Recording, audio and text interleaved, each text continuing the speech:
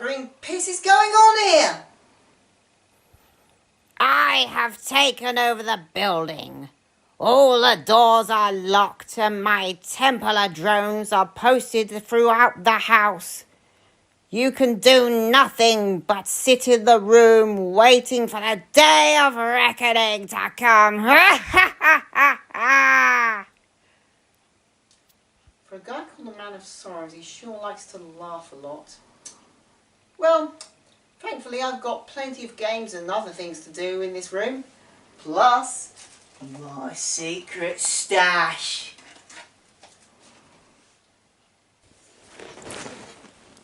So hello and welcome back. And not too long after my previous three-parter, I decided to do another three-parter. Because apparently being locked up in this room until the end of the day just isn't enough punishment for me. So today I'm starting my second DMC-a-thon, starting off with DMC 4.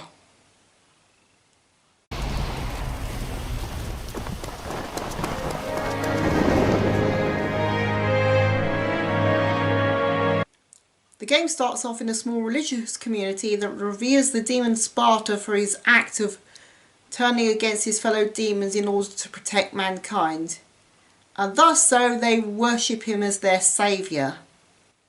At the beginning of this game you don't play as Dante. He may look like Dante, may have the same haircut and hair colour as Dante, wears a long trench coat like Dante, has red on his outfit like Dante, is a half-demon human hybrid like Dante, wields a gun and a sword like Dante, but he's not Dante. He's his own original character Do Not Steal called Nero. Nero starts off the game by attending a choral performance by his girlfriend Kyrie, and get used to that name because they're going to be singing a lot in this game. Kyrie! Kyrie! Kyrie! Kyrie! After that you're given an exposition sermon by this discount pope, only for the real Dante to crash through the ceiling and shoot the discount pope in the face. Gee, if Sunday sermons were this exciting, I might actually attend church once in a while. After a brief fight between Nero and Dante, Dante escapes and Nero is sent out by the discount pope's holy order to track down Dante and figure out what exactly he's doing. Nero heads off after Dante, fighting demons along the way, but after getting to the discount pope's castle, he discovers a secret underground lab run by the Order's local mad scientist and starts to realise that the Order might not be the good guys here. Oh, and the discount pope's been brought back to life somehow. Nero later finds out that the Order have kidnapped Kyrie, and eventually he confronts the now floating discount pope, reveals that he and the Order are either demons or humans enhanced by demon energy. They don't really explain it that well. We plan to open the gates of hell to unleash an army of demons along the world, only to then destroy that army of demons by using a giant statue that moves that resemble Sparta called the Saviour. And their plan is, and they want to do this, is to trick everyone into thinking they saved the world and convert to their religion and let them take over the world, I think. And they plan to power the Saviour by using Kyrie and Dante, but now the discount pope's changed his mind and thinks that Nero will actually be a suitable replacement for Dante. And then you beat the crap out of the discount pope! That's odd. This seems weirdly familiar. Nero defeats the discount pope only for Nero to get defeated in a cutscene. Dante shows up. Nero is absorbed by the Saviour. The discount pope decides to go inside the Saviour, takes control of it and pilots it towards the nearest city. You then backtrack through the rest of the game as Dante fighting off bosses you already fought as Nero.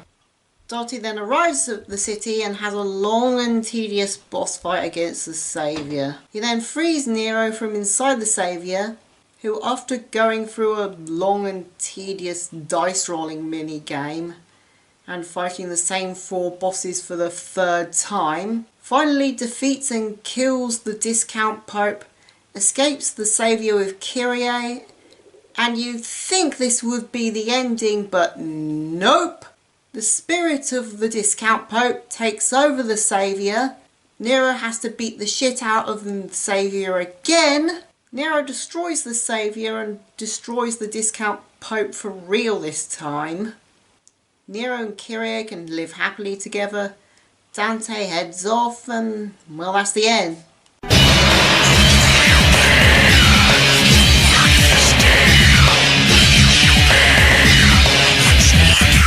The game, while not quite as difficult as DMC3, is still a fun, in-depth and somewhat challenging hack and slash. You first have Nero, who, while not getting very many new abilities throughout the game, the few abilities he does have are quite interesting, such as using his demon arm to grab and grapple enemies. Nero also gains his own devil trigger mode after absorbing Virgil's old sword Yamato into his demon arm. You can also increase the damage for a few swings of his sword by revving it up like a motorcycle. Later on in the game you play as Dante, who plays pretty much the same as he did in the previous game. The only major difference is that you can now change his fighting style on the fly, as well as the different abilities and weapons he gains from defeating bosses. Like quite a few other people, I also think that the parts you play as Nero are actually better than the ones you play as Dante, as many enemies that you wouldn't have a trouble dealing with as Nero suddenly become extremely hard to fight and counter while playing as Dante. Almost feels like he was never intended to be in this game in the first place. Yeah, if you've probably not guessed from some of the comments I've made, this game is infamous for being kind of a rush job. As to fit its deadline, they had to cut a few corners. Hence the game's short length, backtracking through a large portion of the game as Dante, many of the enemies and bosses not being designed with Dante's moveset in mind, the heavy amount of repeated boss fights throughout the game, and the reusing of an earlier dice minigame at the end of the game to sort of pad the ending out. Also in the PS4 Special Edition, you get a few extra characters to play as, such as Lady, Trish and Virgil. They don't really come with their own story or anything, but you can play as them in what is essentially an alternative version of the campaign minus the cutscenes.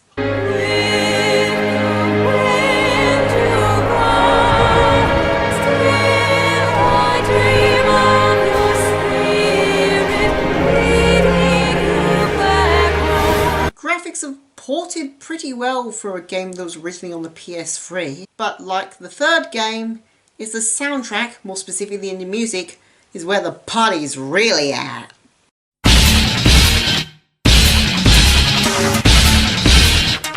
Whilst the gameplay is really good for the most part, the messy story and overly corner-cutting design of the game kind of prevents it from reaching the heights that it could have easily achieved.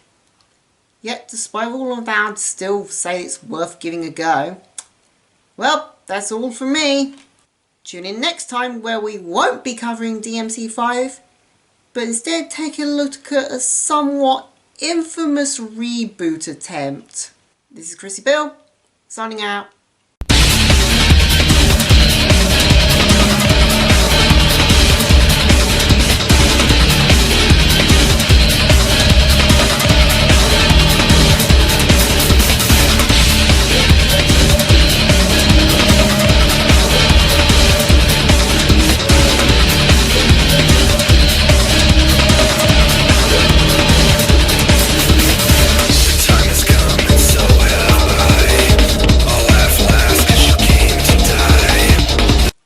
Nero starts the game by attending an oral performance in the PS4 Special Edition. What am I breaking?